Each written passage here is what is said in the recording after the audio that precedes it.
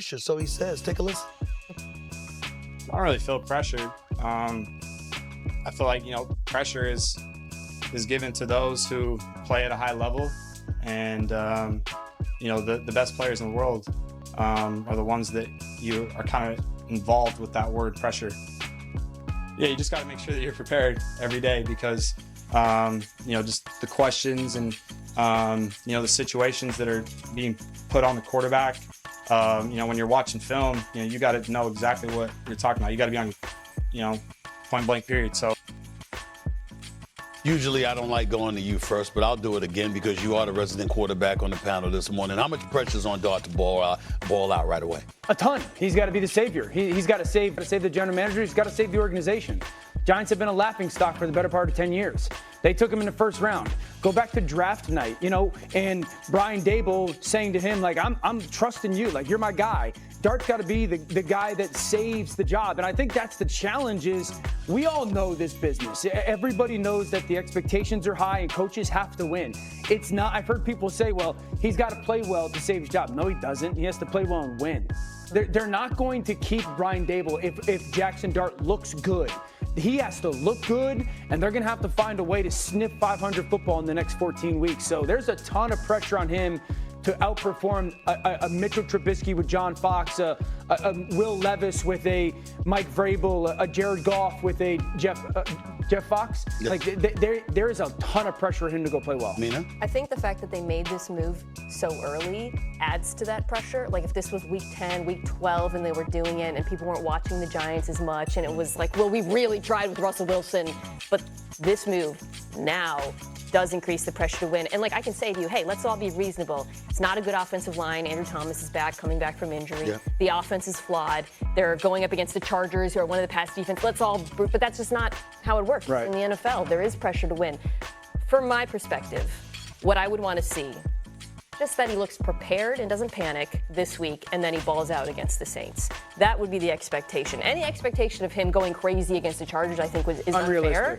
But he should look prepared. That's what you want to see. RC? I love Jackson Dart's demeanor. I think Jackson Dart is incredibly talented as well. And you can see that this moment, at least it doesn't feel too big for him. But I don't think he has any pressure on him. Can't nobody else there play quarterback. Right? Like we know now, and I love Russell Wilson, we know now that Russell Wilson isn't the answer. And if you continue to play Russell Wilson, you're going to lose your best player in Malik Neighbors. Right? So you have to figure out a way to try to say, how do we salvage that relationship? How do we make one of the most talented players in the world show those things with the process and the progress and the production on Sundays, right? You got to do that part. What he said, they finna get the ball to one, right? They gonna figure that out. And the other piece of it is, to me, like it ain't his job to go save Brian Daboll's job. It ain't his job to go save the organization. It's Jackson Dart's job to go be the best Jackson Dart. Yeah, but that's not real. But the other piece of it is too, though. Like from us, we got to be responsible the way Mina's talking about being responsible with who they play this week. And like also, can I invoke a new rule, please? Please. That's a big deal. Okay. That I'm allowing you to invoke a rule. So you should be thankful. Wait to hear it. You're right. Go ahead. Let's stop saying that Patrick Mahomes and Aaron Rodgers waited to play. Let's stop comparing. I'm with you on this. Let's stop comparing quarterback. Because you know what? Or Jordan Love. Had they played early, them motor scooters still would have been really good because they're extremely talented and they were in good position. Also, the quarterbacks who did play were great. People always forget that. Alex Smith was excellent that season. Everyone forgets that. That is not what is going on. Right, and so I hate that. Like the other piece of it is too, like maybe compare him to Eli. He played behind Kurt Warner. Maybe compare him to Phillip Rivers, who played behind Drew Brees. But like, let's stop using those dudes as the benchmark for why people should sit. Maybe Jackson Dart should be playing. Let me say this before you chime back in, Dan. First of all, this is their fifth different starting quarterback since last season. Let's get that out of the way to show you what kind of chaos exists with the New York Giants. Secondly, as I reminded the world just yesterday, I don't know why I have to keep reminding them of this. Since the Giants won the Super Bowl in 2011, they've been to the playoffs twice. They've had a winning record 3 times. That is horrible. This is a horrible, horrible organization right now. It's just the truth. It's just the truth. Don't look at me like that, RC. It's just the truth, okay? They're not good.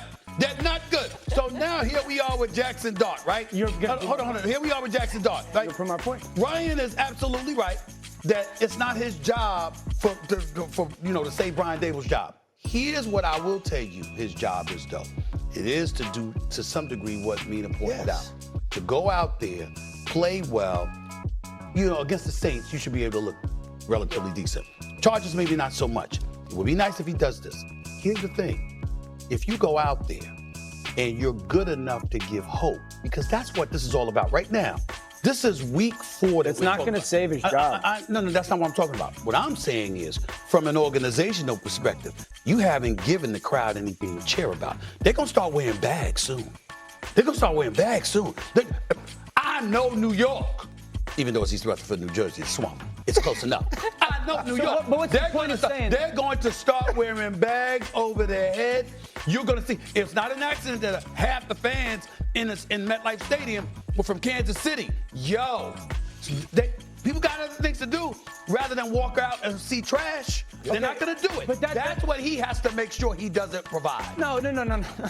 Guys, we all know how this league works, man. Okay. Him going out and looking good is not going to change the outlook of the organization of the future when it comes to the job of the general manager and head coach. I love Brian Dable. I'm rooting for him. Yeah. They got to win. Eli started halfway through the season. Eli went 4-4. Okay, here's my pushback to the whole, it's not his job to save his job.